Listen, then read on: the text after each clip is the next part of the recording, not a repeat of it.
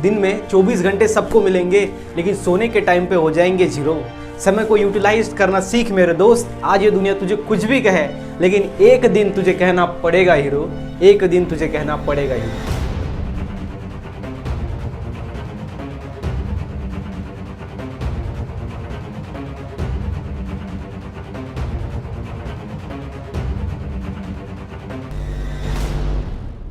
सो hi friends, कैसे हो आप सब लोग। स्वागत है आप सभी का हमारे यूट्यूब चैनल के अंदर। एंड गाइज, आपको पता है कि एमएसटी सीईटी का जो 2021 का जो कोर्स है वो हमने लॉन्च किया है एमएसटी सीईटी के लिए खास, जिसको हम नाम देने वाले हैं कोविड-19 बैच। कोविड-19 बैच। सो हमने ये नाम क्यों दिया कोविड-19 बैच? बिकॉज अभी देखो, जो भी लोग है वो क्या कहते हैं कि कोविड-19 बैच ने कुछ पढ़ा ही नहीं है, इनको सिर्फ ये खुद नहीं पास हुए, इनको कोरोना ने पास किया है। इसलिए कोविड-19 बैच हर कोई कहता है कि ये कोविड-19 बैच का है। तो आपको बताना है एमएसटी सीईटी के अंदर अच्छा स्कोर करके कि हाँ मैं कोविड-19 के बैच से हूँ, ठीक है। बिकॉज आपका जो 12th का परसेंटेज है बोर्ड का, उसके ऊपर तो वो बोलेंगे कि ये तो ऐसे ही पास हो गया, लेकिन अगर आपने एमएसटी सीईटी के अंदर अच्छा स्कोर कर दिया तो आपको कहने के लिए हो जाएगा कि yes I am from covid batch. तो इसलिए हम कोविड-19 बैच ये नाम रखने वाले हैं अपना एमएसटी सीईटी कोर्स का, ओके। जिसके अंदर हम क्या कर रहे हैं, तो बायो का 3 इसके अंदर advance question, previous year questions and basic questions, फिर उसके साथ हम टॉपिक्स भी एक्सप्लेन कर रहे हैं। तो वो सभी वीडियोस आपको मिलेंगे, जल्दी उसका अनाउंसमेंट होगा, ओके। तो ये सभी है हमारा कोविड-19 बैच। आज हम देखेंगे कि आपको तुक्का लगाना है तो आप कैसे लगा सकते हो। तुक्का मतलब क्या, तो ये तो पता ही है आपको कि अगर कोई एमसीक्यू है उसके अंदर अगर आपको ऑप्शंस दिए गए, अगर आपको नहीं आ रहे, तो आपको अगर पॉसिबिलिटीज लानी है ज्यादा से ज्यादा करेक्ट होने की, तो आप कैसे कौन सा चूज करोगे, ए चूज करोगे, बी, सी या फिर डी ऑप्शन चूज करोगे, ठीक है। तो वो मैं इस वीडियो में आपको बताने वाला हूँ। गाइस, वीडियो को आपको लास्ट तक देखना है, तभी आपको ये जो है समझ में आएगा कि कैसे ये वर्क करता है, साइंटिफिक तरीका कैसे होता है। तो सबसे पहले मैं आपको बताऊंगा कि आपको तुक्का लगाना कैसा है, ओके। तुक्का आपको लगाना कैसा। अगर बायोलॉजी की बात करें तो बायो में अगर आपको 100 आउट ऑफ 100 चाहिए, अगर आपको 80 मिल रहे हैं, मतलब 80 क्वेश्चन आपके सॉल्व हो गए, आपके रिमेनिंग 20 बाकी है, ये 20 क्वेश्चंस में आप ये साइंटिफिक तरीका यूज कर सकते हो, ओके। आपने अगर 90 सॉल्व कर दिए है, 10 बचे हैं, तो आप ये जो है साइंटिफिक तरीका यूज कर सकते हो, और वो 80 का आपका जो स्कोर है वो 90 तक चला जाएगा, और 90 का स्कोर आपका 95 98 तक चला जाएगा, ये साइंटिफिक मेथड यूज करके, ओके। लेकिन अगर आपको 50 मिल रहा है, ओके, और आप अगर तुक्का लगाओगे साइंटिफिक, ये तो एमएससी सीईटी के अंदर तो चल जाएगा, बिकॉज यहाँ पे नेगेटिव मार्किंग नहीं होता। लेकिन अगर आपने गलत सॉल्व किया तो आपके माइनस मार्क्स हो जाते हैं, वो नीट के अंदर होता है नेगेटिव मार्किंग, लेकिन एमएससी सीईटी के अंदर ऐसा कोई नहीं होता है। तो अगर आप ऐसा सोचोगे कि हम तुक्का लगा के 200 में से 150 ले सकते हैं क्या सर, विदाउट ओके स्टडी, मतलब स्टडी ना करते हुए हम तुक्का मार के 200 में से 150 मार्क्स ले सकते हैं क्या, तो ये इम्पॉसिबल है, ये मिल ही नहीं सकता। ये बता रहा हूँ आपको, हार्डली आपको 50 मिल सकते हैं 200 में से, और ये स्कोर कुछ भी नहीं है, बहुत ज्यादा निग्लिजिबल स्कोर है, ओके। तो ये तुक्का आपको कब लगाना है, जब आपको मैक्सिमम आपने क्वेश्चन सॉल्व कर लिए है और थोड़े से क्वेश्चंस के अंदर आपको प्रॉब्लम है, कंफ्यूजन है, तो वो फिर यहाँ पे ये मेथड आप यूज कर सकते हो, ठीक है। तो कैसी मेथड्स है, चलिए जान लेते हैं। तो सबसे पहले गाइज, आपको मैं एक साइंटिफिक ट्रूथ बताता हूँ, या फिर ये तो ऐसा होता ही है, कैसा, जो 25% है, अभी देखो अगर आपका 100 एमसीक्यू है, 100 एमसीक्यू है, तो ये 100 एमसीक्यू में 25 जो एमसीक्यू होंगे, ओके, 25 25 25 एंड 25। तो सर ये आपने क्या लिख दिया, ओके। देखो 100 में से इसके हम 4 ग्रुप के यहाँ पे बनाए हमने। जो 25 क्वेश्चंस होंगे एमसीक्यू, उसका ए आंसर होगा, 25 का बी होगा, 25 का डी होगा, और 25 अगेन क्वेश्चंस का क्या होगा, डी होगा। मतलब यहाँ पे आपका जो पेपर है वो ऐसा बनाया जाता है ताकि हर एक जो ऑप्शंस है उनको इक्वल वैल्यू मिले, ओके। ये ध्यान में रखना, ऐसा नहीं हो सकता कि ए एंड बी ही आपका आंसर रहेगा क्वेश्चन के ऊपर पूरा, ओके, ए ही बी ही आपका क्वेश्चन का आंसर रहेगा, ऐसा नहीं है। मतलब 25% वैल्यू दिया जाता है। ये वैल्यू कम ज्यादा हो सकता है, मतलब इसको 21%, बी का 30%, ऐसा कम ज्यादा हो सकता है, लेकिन एक नॉर्मल वैल्यू अगर हम देखें तो 100 मार्क के क्वेश्चन जो पेपर है अपना, उसके अंदर ऐसा थोड़ा इनका परसेंटेज होता है, इक्वल अमाउंट में परसेंटेज होता है। तो अगर देखो, अगर आपने 90 क्वेश्चन सॉल्व कर लिए, ठीक है, 90 क्वेश्चन आपने सॉल्व कर लिए, उसके बाद यहाँ पे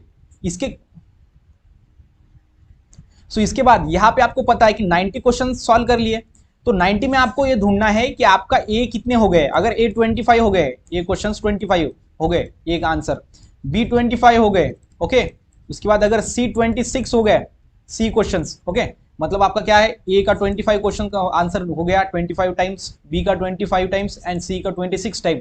अब देखो जिसका परसेंटेज कम है तो डी का परसेंटेज कम हुआ है, मतलब 90 में से जो 10 क्वेश्चंस बाकी है इसका ज्यादा पॉसिबिलिटीज क्या है, डी होने का पॉसिबिलिटीज है।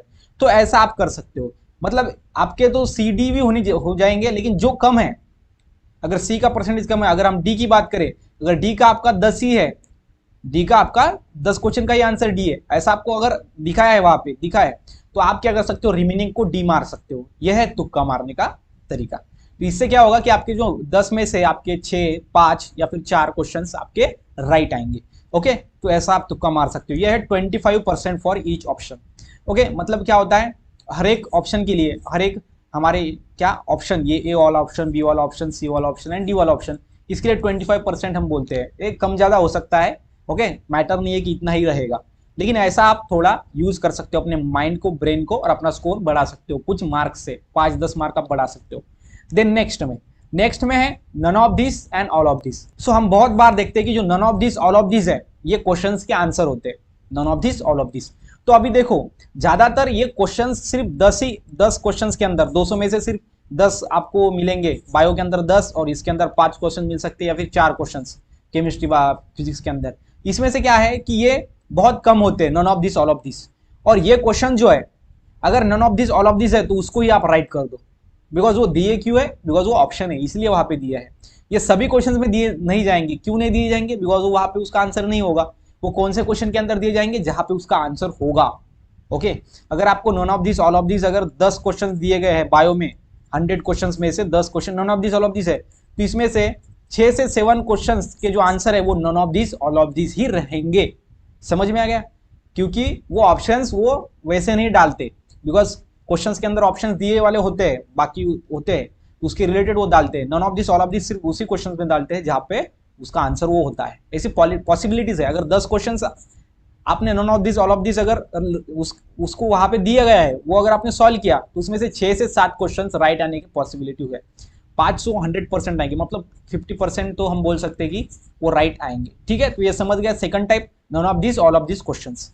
तो अगर आपका 100 में से 95%, जो 95 क्वेश्चंस है वो सॉल्व हो गए, अभी जो 5% है उसके अंदर अगर कोई none of this all of this रहा है, तो वो none of this all of this आप कर दो राइट, बिकॉज वही उसका आंसर होता है मोस्ट ऑफ टाइम। समझ में आएगा, तो ये है हमारा none of this all of this question. And उसके बाद जो लास्ट है, तो ऐसा पाया गया है, ओके, देखा गया है, ओके, ये कंपलसरी ऐसा नहीं है।